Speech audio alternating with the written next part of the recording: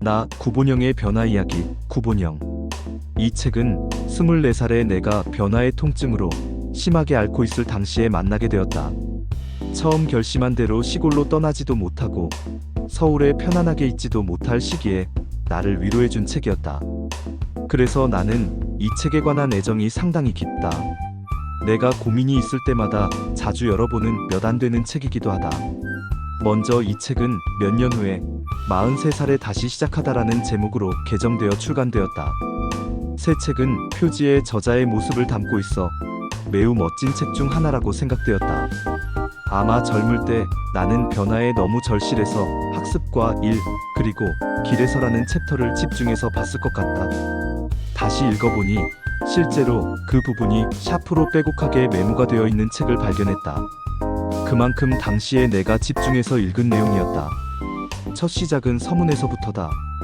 저자는 자서전을 좀 더 이른 나이에 쓰기 시작했으면 10년 후의 세계를 좀 더 빨리 예비하게 될 수 있었을 것이라는 생각을 하기에 이른다. 아마 자서전을 쓰게 되면서 이 부분을 깨닫게 된 것 같다.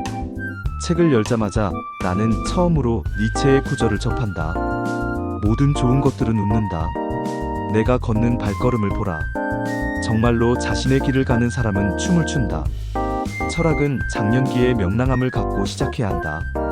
그리고 아직 우리가 밟아보지 못한 1000개의 작은 길이 있다.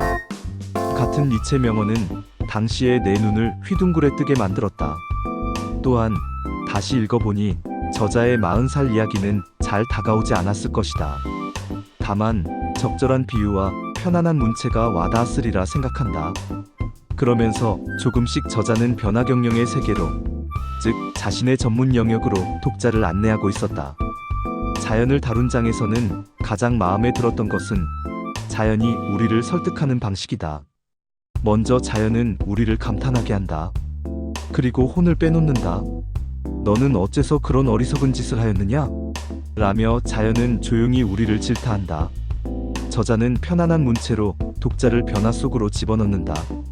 저자 또한 자신을 위로해주는 자연이 고맙고 당시에 자신은 치유가 필요한 시기였다고 했는데 자연이 그 대상이 되어주었다 한다. 그리고 자신은 나무라고 하면서 자신도 나무처럼 적어도 1년에 한 번씩은 죽어야 한다고 했다.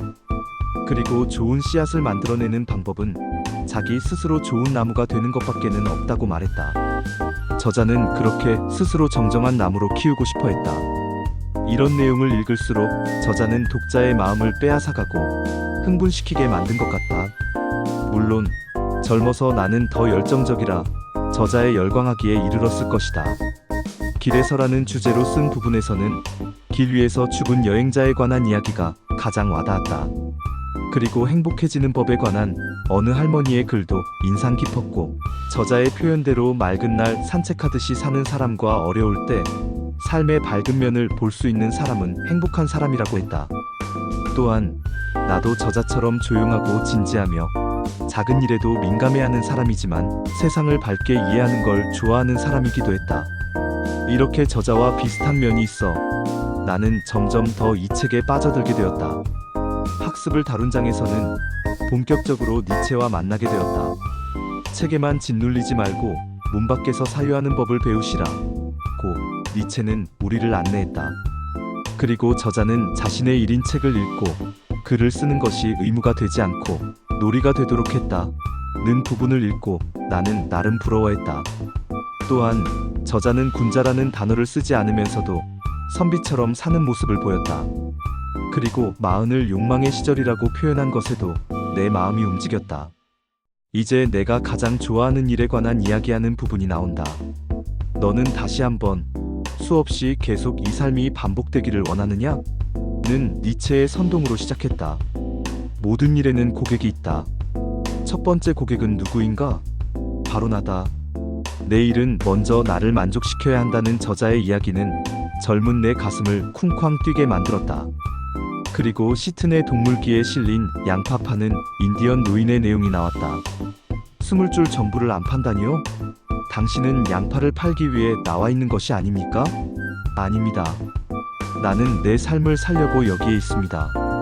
이 이야기를 읽고 나 역시 저자처럼 세상을 밝게 이해하게 되었다. 또한 이어지는 일에 관한 부분은 당시에 내가 가장 심혈을 기울여 읽은 부분이다. 우선 글쓰기는 모방이다. 먼저 많은 글을 읽어야 한다. 다음으로 글쓰기는 혁명이다. 버리고 다시 생각하고를 해야 한다. 그리고 자기가 좋아하는 일을 할 때 창의성은 발휘된다. 돈을 잘 버는 것도 대략 자신의 일을 하는 사람 중에 10% 정도 되니 작가도 이와 다르지 않을 것이라고 저자는 말했다. 당시에 나는 나에게 어울리는 일에 관해서 고민을 깊이 했다. 저자는 변화라는 키워드로 책이 든 세상을 이해하는 것에 집중했는데 나는 과연 어떤 것에 초점을 맞추며 읽어야 하나를 비교하면서 읽는 재미는 솔솔했다. 그때의 나는 치유와 성장이라고 메모해둔 것을 발견했다. 그리고 저자는 자신의 전문 분야를 변화경영이라고 했다. 이것도 당시에는 매우 신선하게 다가왔다. 우리는 어제보다 아름다워지려는 사람을 돕습니다. 저자는 자신의 비즈니스를 이 비전 하나로 설명했는데 멋있게 보였다. 그리고 우연한 소식의 불꽃으로 자신의 역할을 정해두었다. 또한 부직갱이로서 사람들이 잘 타오를 수 있게 돕는 활약도 펼쳤다. 꽃씨와 불씨가 되는 것. 이것이 저자가 자연으로부터 배우고 알게 된 것이라고 했다. 마지막으로 에필로그 장면도 나를 감격하게 했다. 저자는 일에 대해 아니오라고 늘 말할 준비가 되어 있다고 했다. 일은 늘 내일 해도 되는 것이다. 이런 여유와 자세가 젊은 내가 보기에는 그렇게 멋있어 보일 수 없었다. 또한 저자 자신은 돈으로 사회에 기여할 수 없고 본업으로 도울 때 좋은 사회라고 했다. 당시에 이와 관련해서 고민을 깊이 하고 있었는데 이 말은 나를 위로해 주었다.